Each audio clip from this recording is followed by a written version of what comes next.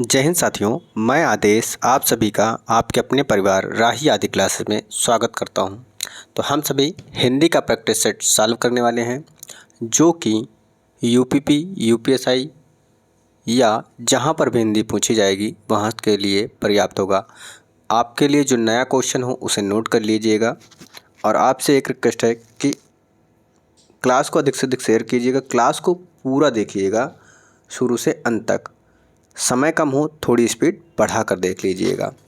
तो अब हम अपनी क्लास को शुरू करते हैं। हमारा आज का पहला क्वेश्चन है कि अपने जीवन पर स्वयं लिखी कथा वाक्यांश के लिए एक शब्द होगा। जो अपने जीवन पर स्वयं लिखी जाती है कथा वाक्यांश के लिए एक शब्द क्या होगा? रेखा चित्र, संस्मरण, आत्मग्लानि, आत्मकथा। जो अपने जीवन पर लिखी जाती है उसे हम आत्मकथा कहते हैं। क्या कहते हैं? आत्मकथा कहा जाता है।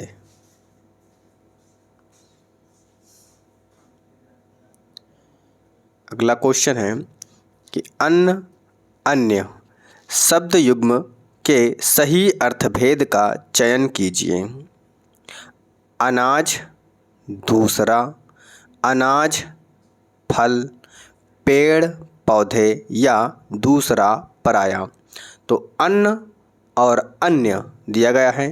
अन्न जो होता है वो अनाज को कहा जाता है। अन्न अनाज को कहा जाता है और जब अन्य कहा जाता है तो वह दूसरे के लिए प्रयोग होता है। तो हमारा जो विकल्प सही होगा वह पहला सही हो जाएगा, अनाज और दूसरा। अगले क्वेश्चन पे आते हैं। तो अगला क्वेश्चन है कि निर्गुण शब्द में उपसर्ग बताना है। क्या? निर्गुण शब्द में उपसर्ग है नि, नी, निर, निर्गुण। तो देखिए, निर्गुण शब्द में उपसर्ग पूछा जा रहा है तो डी ऑप्शन देखो, निर्गुण को निर्गुण ही लिख दिया, जो कि पूर्ण रूप से गलत है। तो निर्गुण में निर उपसर्ग है। क्या है? निर्गुण शब्द में निर उपसर्ग है और उपसर्ग जो होता है वह किसी भी शब्द के पहले ही लगता है।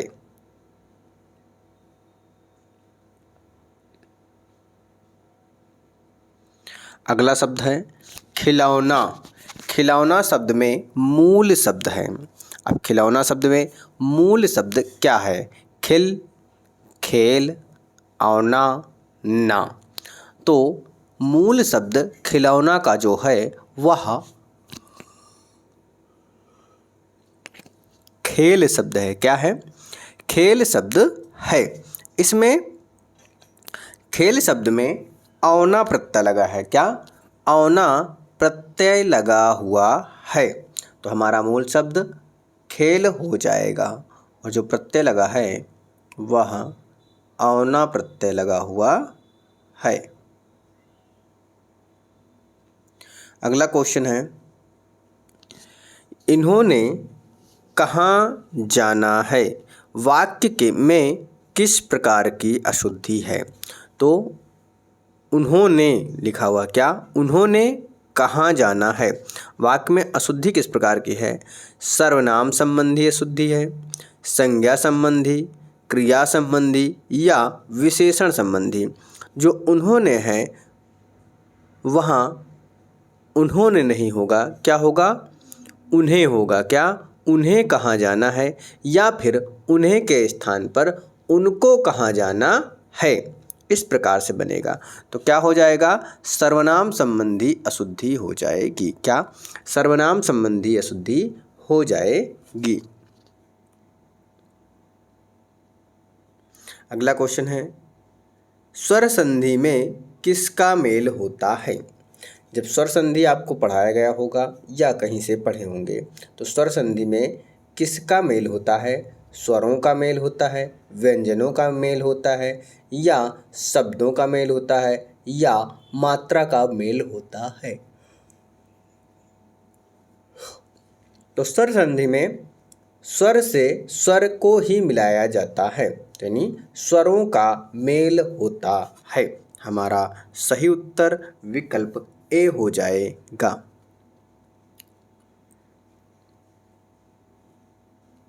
अगला क्वेश्चन है, सामासिक पद को तोड़ना कहलाता है। सामासिक पद को तोड़ना कहलाता है, क्या कहलाता है? संधि, समास, समास विग्रह, समास विच्छेद। तो जो समासिक पद होता है जब उसको तोड़कर लिखा जाता है तो वह समास विग्रह कहलाता है। क्या कहलाता है? समास विग्रह कहलाता है।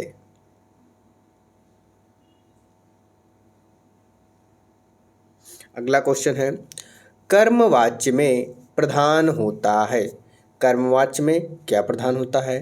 कर्ता, भाव, विचार या कर्म। जब कर्मवाच्य पढ़ा जाएगा तो वहाँ कर्म की प्रधानता होती है। क्या क्या? कर्म की प्रधानता होती है। विकल्प डी हमारा सही हो जाएगा।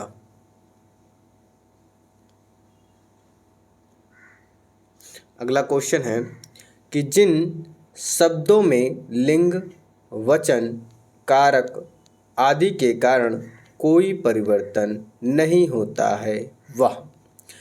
जिन शब्दों में लिंग, वचन, कारक आदि के कारण कोई परिवर्तन नहीं होता है वह क्या कहलाते हैं? क्रिया कहलाते हैं, वचन कहलाते हैं, अव्यय कहलाते हैं या वाच्य कहलाते हैं। जब परिवर्तन ही नहीं होता है तो किस में नहीं होता है? अव्यय में नहीं होता। क्या? अव्यय में कोई परिवर्तन नहीं होता है।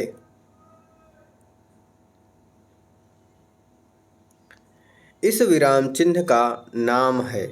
ये जो ब्रैकेट के अंतर्गत आपको दिया गया है चिन्ह, उस चिन्ह को क्या कहते हैं?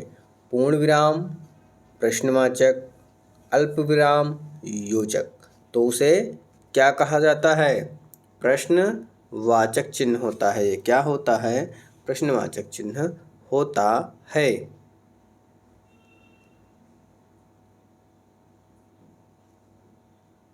अगला क्वेश्चन है, मुहावरे अपना सामान्य अर्थ न देकर डैट डैट अर्थ प्रकट करते हैं। जो मुहावरे होते हैं वह अपना सामान्य अर्थ ना प्रकट करके क्या होता है? ना अर्थ देकर अर्थ प्रकट करते हैं। यानी किसका अर्थ प्रकट करते हैं? विशेष, विपरीत, पर्याय या असामान्य। तो किसका करते हैं? विशेष से अर्थ प्रकट करते हैं। क्या? विशेष अर्थ प्रकट करते हैं। अगला क्वेश्चन है, एक पंथ दो काज। क्या?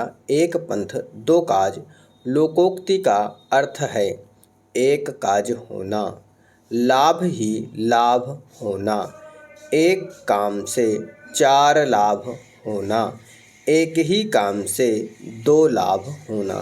तो क्या कहा जा रहा है? एक पंथ दो काज यानी एक ही काम से दो लाभ होना।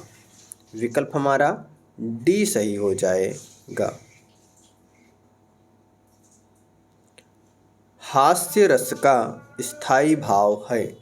तो आपको बताना है कि हास्य रस का स्थायी भाव क्या है? हास, रति, रौद्र और विभत्स। तो आपको हमेशा मैंने कहा है कि रस और उसके स्थायी भाव जरूर याद कर लेना, क्योंकि अधिकतर यह प्रश्न किसी न किसी पेपर में पूछ लिया जाता है। तो हास रस का स्थायी भाव क्या हो जाएगा? हास हो जाएगा। क्या हो जाएगा? हास हो जाएगा। अगला क्वेश्चन है, कुंडलियाँ छंद में कितने चरण होते हैं? तो कुंडलियाँ छंद में कितने चरण होते हैं?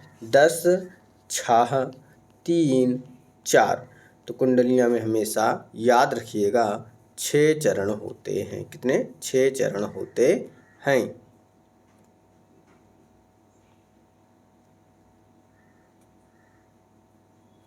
अगला क्वेश्चन है, वर्णों की एक से अधिक बार आवृत्ति किस अलंकार में होती है? तो वर्णों की जो आवृत्ति होती है वह जब एक से अधिक बार हो तो उसमें कौन सा अलंकार होता है? उपमा अलंकार, रूपक अलंकार, अनुप्रास अलंकार या श्लेष अलंकार। तो जब वर्णों की आवृत्ति एक से अधिक बार हो तो वहाँ अनुप्रास अलंकार होता है।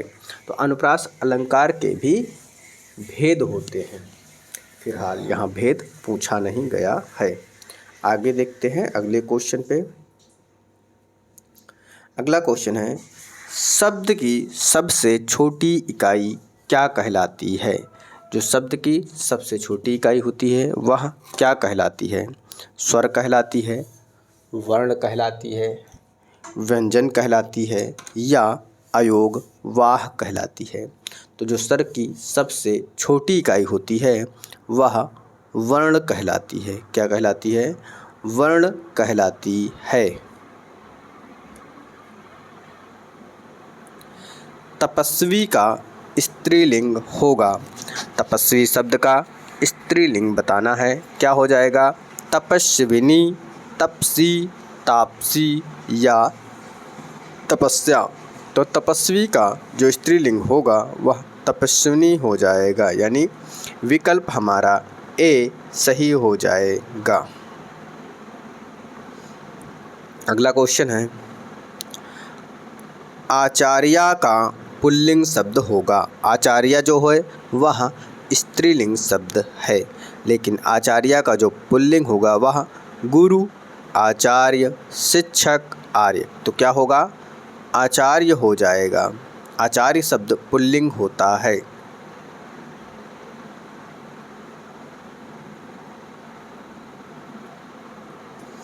पुस्तक रखी है। क्या? पुस्तक रखी है। वाक्य में वचन है, एकवचन, बहुवचन, द्विवचन या त्रिवचन। तो क्या है? पुस्तक रखी है में, पुस्तक रखी है में एक वचन है। क्या है? एक वचन है।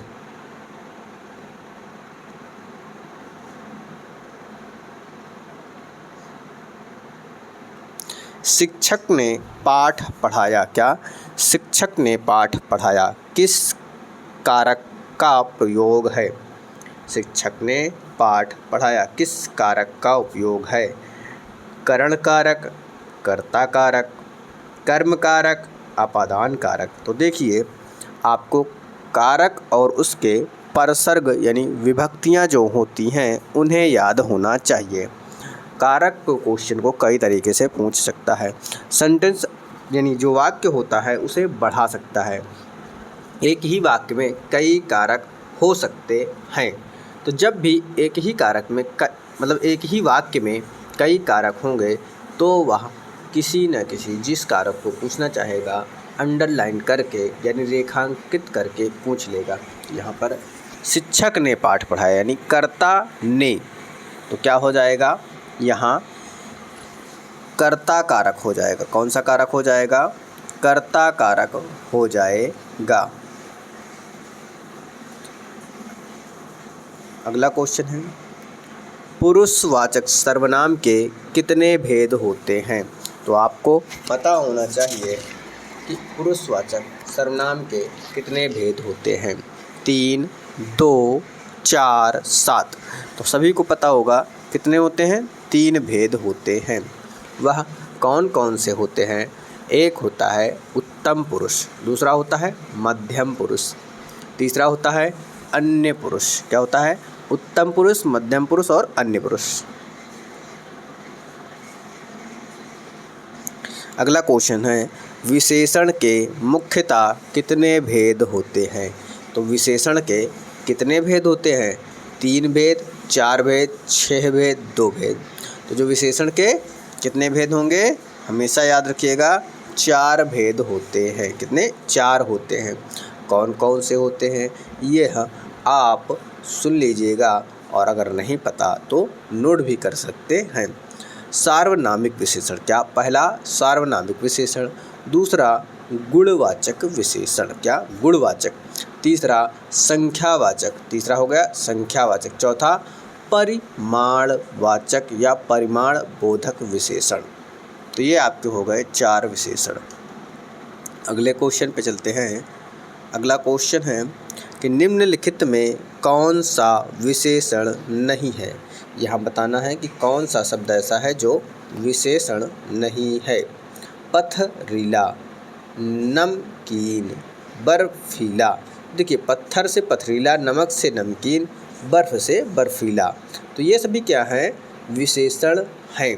तो आपसे क्या पूछा जा रहा है? विशेषण नहीं है। तो जो नमक शब्द है यह विशेषण शब्द नहीं है। क्या? नमक विशेषण शब्द नहीं है, बल्कि यह क्या है? विशेष्य शब्द है। क्या है? विशेष्य, विशेष्य शब्द है।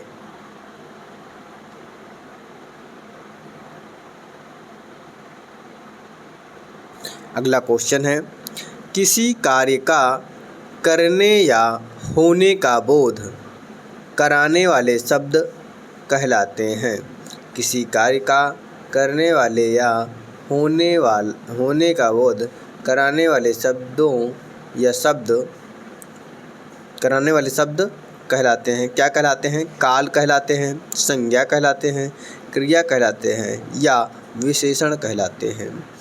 तो क्या कहलाएगा? हमेशा क्रिया कहलाएगा, क्योंकि किसी कार्य का करने या होने का बोध हो तो वहाँ क्रिया होता है। अगले क्वेश्चन पे चलते हैं। तो अगला क्वेश्चन है, इनमें से क्या काल कहलाता है? यानी निम्न में से क्या काल कहलाता है? क्रिया के घटित होने का समय काल कहलाता है, क्रिया का सामान्य रूप काल कहलाता है, क्रिया का मूल रूप काल कहलाता है, क्रिया का पूर्ण रूप काल कहलाता है। तो काल क्या है या क्या कहलाता है? क्रिया के घटित होने का समय, जो समय दिया जाए, टाइम दिया जाए, तो वो हमारा काल कहलाएगा। अगला क्वेश्चन है,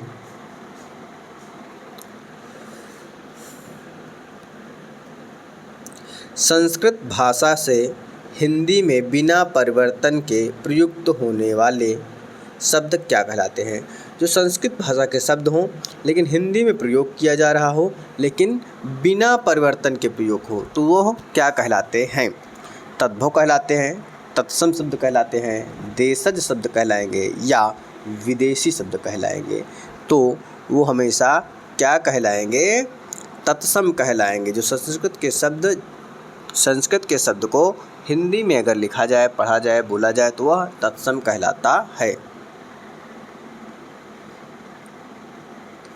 अगला क्वेश्चन है कि निम्न में से तद्भव शब्द कौन सा है?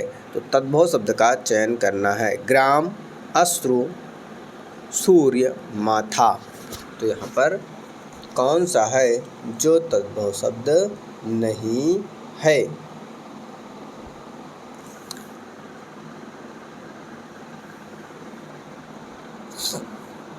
कौन सा हो जाएगा? ग्राम गांव कहलाएगा, अश्रु आंसू कहलाएगा, सूर्य सूरज कहलाएगा। लेकिन माथा शब्द जो है वह तद्भव शब्द है। क्या? माथा शब्द तद्भव है। इसका जो तत्सम होगा वह होगा मस्तक। क्या हो जाएगा? मस्तक हो जाएगा।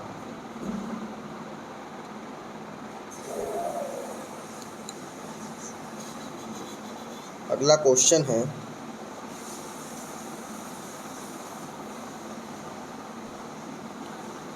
समान अर्थ बताने वाले शब्द क्या कहलाते हैं? जो समान अर्थ बताने वाले शब्द क्या कहलाते हैं? विलोम शब्द कहलाते हैं, अनेकार्थी कहलाते हैं, पर्यायवाची कहलाते हैं या सामान्य शब्द कहलाते हैं।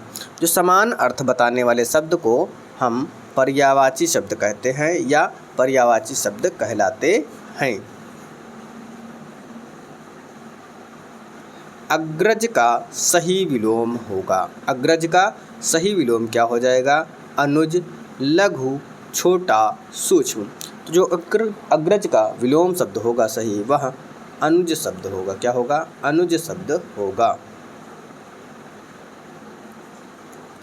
धन का मतलब क्या होता है?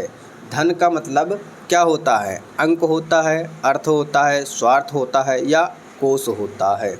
तो जो धन का मतलब होता है वह अर्थ होता है। क्या होता है?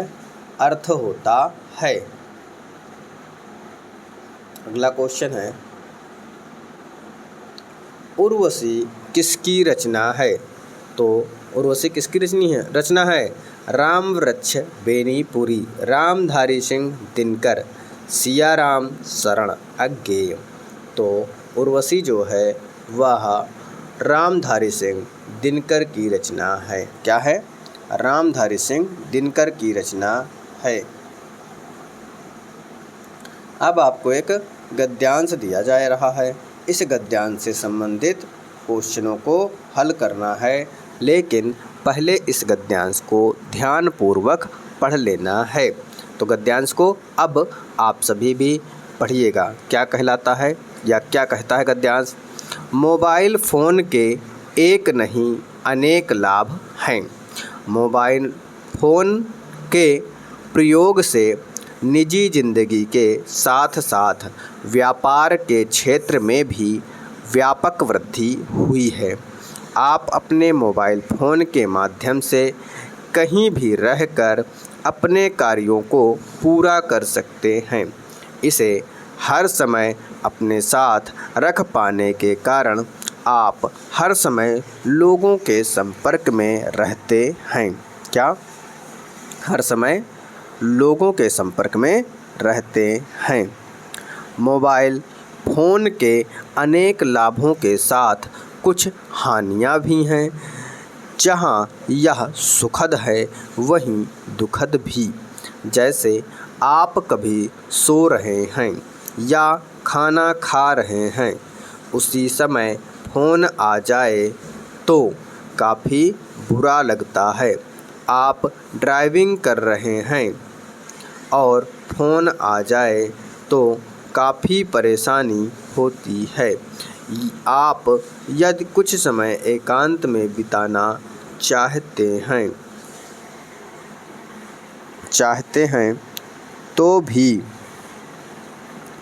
हैं तो भी मोबाइल फ़ोन उसमें खलल डाल सकता है और कई बार तो आप बहुत व्यस्त होते हैं और मोबाइल फ़ोन के कारण व्यवधान पड़ जाता है। अर्थात मोबाइल फ़ोन का हर वक्त साथ रहना जहां लाभकारी है वहीं यह परेशानियों का कारण भी बन जाता है। लेकिन हर सिक्के के दो पहलू होते हैं। अगर हमें मोबाइल फ़ोन के लाभ उठाने हैं तो कुछ परेशानियां भी उठानी ही पड़ेंगी। वैसे मोबाइल फ़ोन के प्रयोग से हमें लाभ ही अधिक है। बस हमें इसके प्रयोग में कुछ सावधानियां अवश्य बरतनी चाहिए। तो ये रहा आपका गद्यांश। अब चलते हैं इस गद्यांश से संबंधित क्वेश्चन पर। तो क्वेश्चन क्या है कि कार्य के संदर्भ में मोबाइल फ़ोन की उपयोगिता है। कहीं भी रहकर कार्य पूर्ण कर सकना, खूब बातें कर सकना, नेट का कुशल प्रयोग कर सकना, पैसों का लेन देन कर सकना।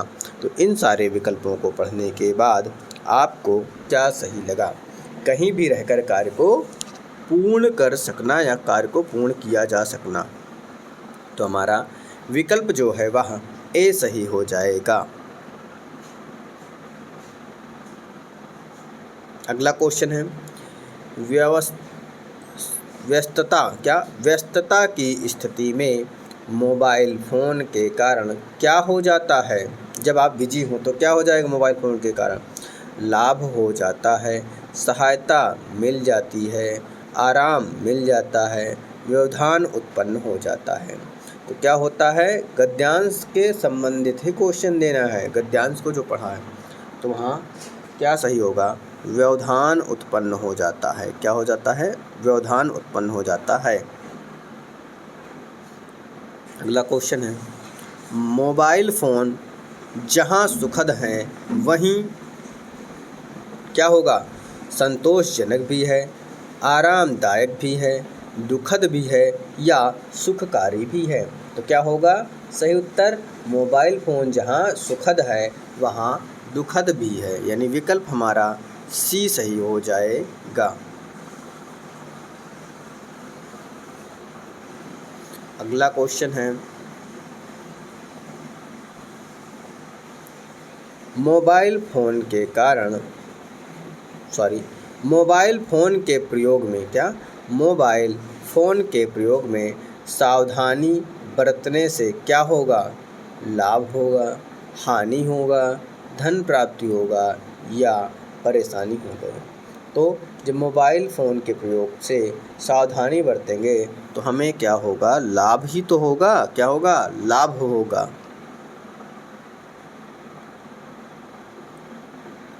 गद्यांश का उचित शीर्षक होगा।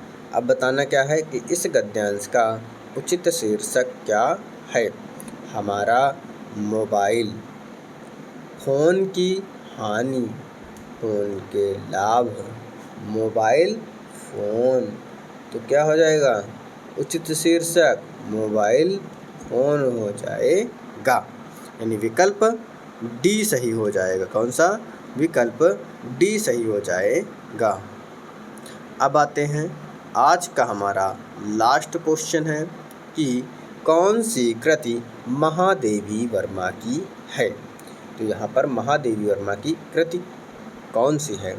निहारिका, साकेत, कामायनी और प्रियप्रवास। तो कामायनी किसकी है? जयशंकर प्रसाद की है। किसकी? जय शंकर प्रसाद। कामायनी जयशंकर प्रसाद की हो गई। अब आया साकेत। क्या? अब आता है साकेत। तो साकेत किसकी रचना है? साकेत मैथिली शरण गुप्त की रचना है। किसकी? मैथिली शरण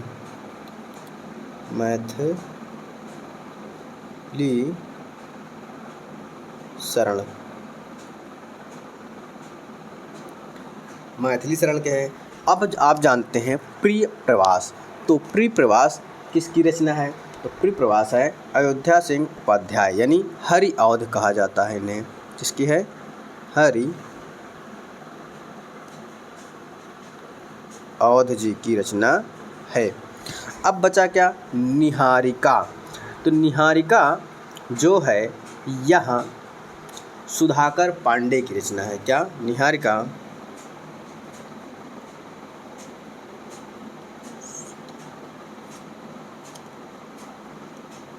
है सुधाकर पांडे के। इसमें पूछा था महादेवी की। अब इस विकल्प को देखें, इन सभी विकल्पों को, तो महादेवी वर्मा की कोई भी रचना नहीं है। तो निहारिका की जगह अगर निहार होता, क्या होता? निहार। अगर निहार होता तो यह रचना महादेवी जी की रचना हो जाती। तो उम्मीद है आप सभी को यह क्लास पसंद आई होगी। आप सभी से एक ही रिक्वेस्ट है कि आप सभी अधिक से अधिक सहयोग करें ताकि मैं भी कुछ और अच्छा आप सभी लोगों के लिए कर सकूं, क्योंकि अब ऐसे अकेले और बिना कुछ प्राप्त हुए नहीं हो पाता है। जैसे यहाँ पर आप सभी देखते हैं कि फ़ोटो खींचकर पढ़ाना होता है। अगर 4 पैसे आने लगेंगे और कब से आएंगे पता नहीं, वो आप सभी के ऊपर है कि आप सभी कितना अपना सहयोग करते हैं, प्यार देते हैं। तो मैं उसी मैटर को टाइप करा सकता हूँ, या और भी चीज़ें हैं जो बहुत ही आसानी से होने लगेगी। तो आज की क्लास को यहीं पे समाप्त किया जाता है। आप सभी का क्लास में जुड़ने के लिए, परिवार में जुड़ने के लिए बहुत बहुत धन्यवाद।